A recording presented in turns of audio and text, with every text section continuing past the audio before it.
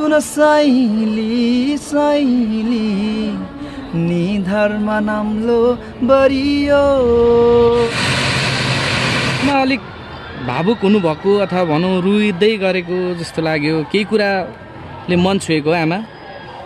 मलाई कुटिसक्नुहुन्थ्यो क्या, कुटिसके पछाडि चाहिँ फेरि मलाई नै आएर कुट्नुहुन्थ्यो, किन भन्दा राम भनेर कि अनि अघि कुटेको होइन भन्दा ए तँ परिस् भनेर भन्नुहुन्थ्यो।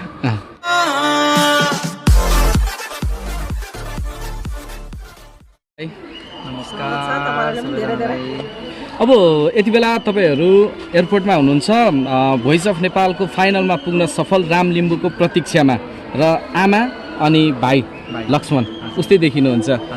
कतिको पर्खाइ कस्तो भइरहेको छ? पर्खाइ चाहिँ निकै लामो नै भयो। अब सबै लिन आउनेहरूले चाहिँ घामले त्यहाँतिर अब निकै दुःख भइरहेछ।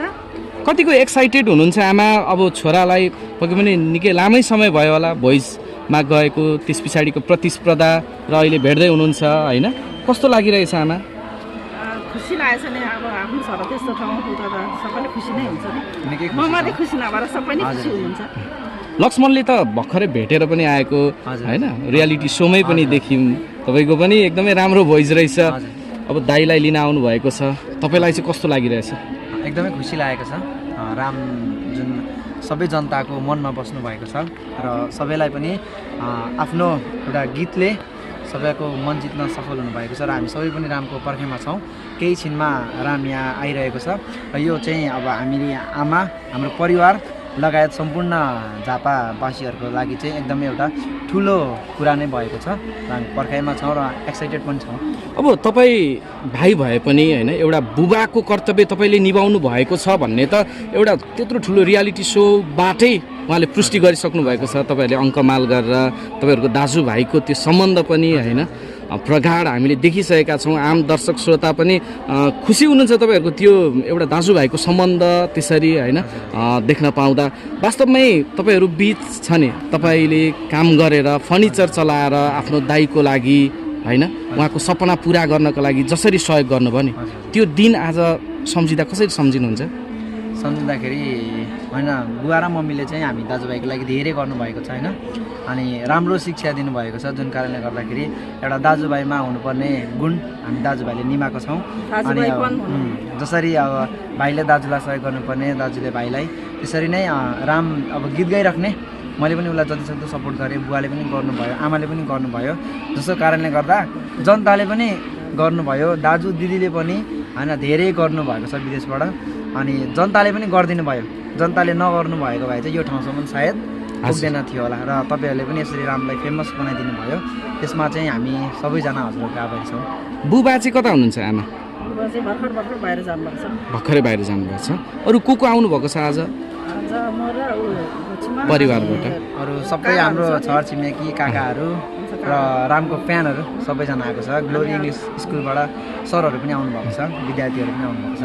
आमा अनि रामको नि एकचोटि बाल्यकाल कस्तो थियो, त्यो बेलाको कसरी सम्झिनुहुन्छ?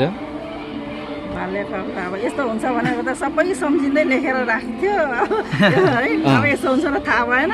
अब कति कुरा बिर्सेको छ। अब बाल्यकालमा सुरुमा चाहिँ अब स्कुलबाटै धेरै फुटबलमा रुचि राखेर फुटबल खेल्यो, अनि त्यहाँबाट फेरि अब याम्फा पनि गएर 1 वर्ष बसेर चाहिँ अब ठुल्ठुलो मान्छे टिमसँग पऱ्यो अरे, अनि त्यतिखेर खुट्टा चाहिँ अलिक फ्र्याक्चर भएको थियो। अनि हामीले चाहिँ अब आफ्नो जिउभन्दा त त्यो खेल त ठुलो होइन, भोलि पर्सि केही भयो भने के गर्नु भनेर चाहिँ फेरि अब आर्ट्स पढ्दै गर्दाखेरि गएको थिएँ, 9 नपढिकन उसले एकैचोटि फेरि एसएलसी दिएर, अनि एसएलसीमा फेरि फर्स्टै भनेपछि अलिकति ज्यादा लगाव चाहिँ फुटबलतिर थियो कि सङ्गीततिर? पहिले चाहिँ फुटबलतिर थियो। फुटबल र सङ्गीत थिएन होला सायद, जब उसको खुट्टा फ्र्याक्चर भयो त्यस पछाडि मात्रै सङ्गीततिर लाग्नु। भने पछाडि फुटबल पछाडि सङ्गीतमा लाग्नुभयो। राम्रै सङ्गीत क्षेत्रमा गएको लगभग 2-3 वर्ष मात्रै भयो, उसले सिकेको पनि छैन, अब गड गिफ्टेड भन्नु।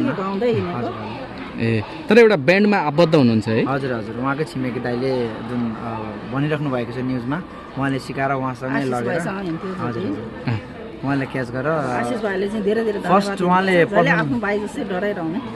जस्तो नि तपाईँले भन्दै हुनुहुन्थ्यो, भन्नुहोस् न। हजुर, फर्स्ट पर्फर्मेन्स भनेको बिटिएम बिट कन्टेस्ट बिर्तामोडमा भएको थियो। हजुर, त्यति बेला म्याग्नेटिक कोरिडोर भन्ने आशिष दाईको ब्यान्ड थियो, अनि त्यसमा चाहिँ भोकलिस्ट विदेश गएको कारणले गर्दाखेरि रामलाई मेन भोकलिस्टमा हाल्नुभयो क्या अनि मेन भोकलिस्टमा हाल्दाखेरि त्यतिखेर उहाँहरू फर्स्ट रनर अफ हुन सफल हुनुभयो अनि त्यहाँदेखि सङ्गीतमा उहाँको लगाव पनि बढ्यो र गाउँदै अहिले यो ठाउँसम्म पनि पुग्नुभयो।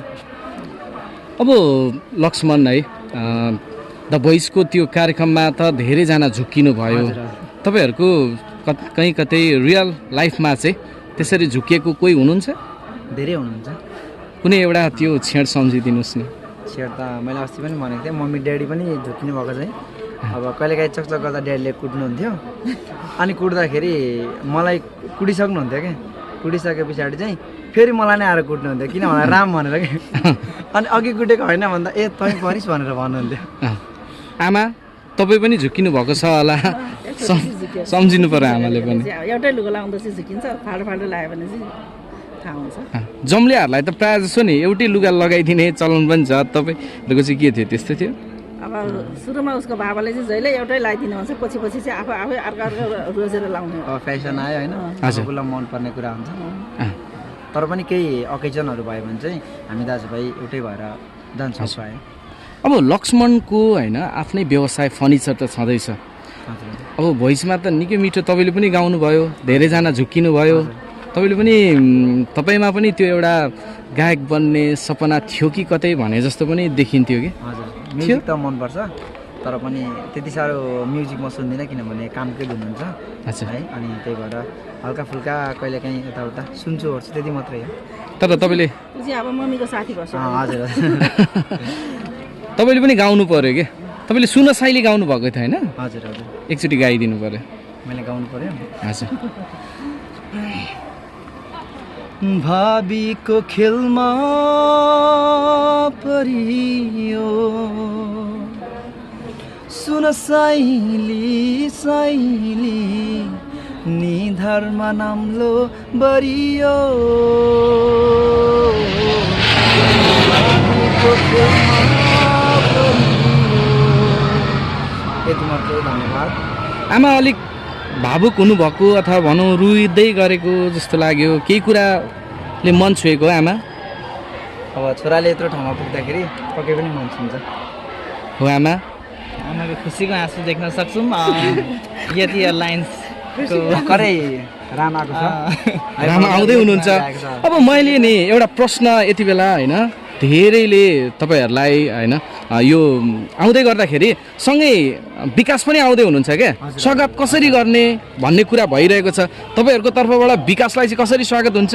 हजुर हजुर राम्रो विकास भनेकै झापाको सानो हो दुवैजना टप फोरमा पुग्नु भयो हामी दुवैजना धेरै नै खुसी छौँ होइन दुवैजनालाई हामीले एक समान तरिकाले उहाँलाई खदा मम्मीले पनि विकासको लागि पनि ल्याउनु भएको छ प्रमोद सरको लागि पनि ल्याउनु भएको छ रामको लागि पनि ल्याउनु भएको छ दुवैजना एउटै कलाकार हो मात्र भनेको अब दुईजनाबाट एकजना फर्स्ट हुनैपर्छ तर पनि सपोर्ट भनेको दुवैजनालाई हामीले गरिरहेको छौँ। हजुर आमा आउनु हुने हो तपाईँलाई केही जानकारी छ?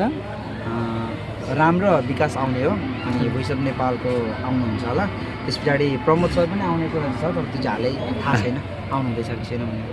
आमा अहिले खास तपाईँलाई कुन कुराले चाहिँ एकदमै छुयो आमा यति बेला आँसु खसालेर रुनुभयो?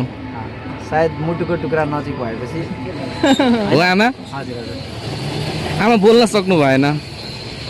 हुन्छ आमा बधाई छ तपाईँलाई है। हुन्छ जो जित हार जित जो भए पनि होइन सिकाउने पक्षपाती र रिसेवी नहोस् होइन मेरो हाम्रो लागि सबै समान हो मेरो सभाजितले पनि विकास भाइजीले पनि सबैको लक्ष्य भनेको सबैको के अरे सपना भनेको सबैको उ गरेर भएको हुन्छ कसैले चाहिँ सिकाउनु पक्षपाती नहोस्। हुन्छ धन्यवाद।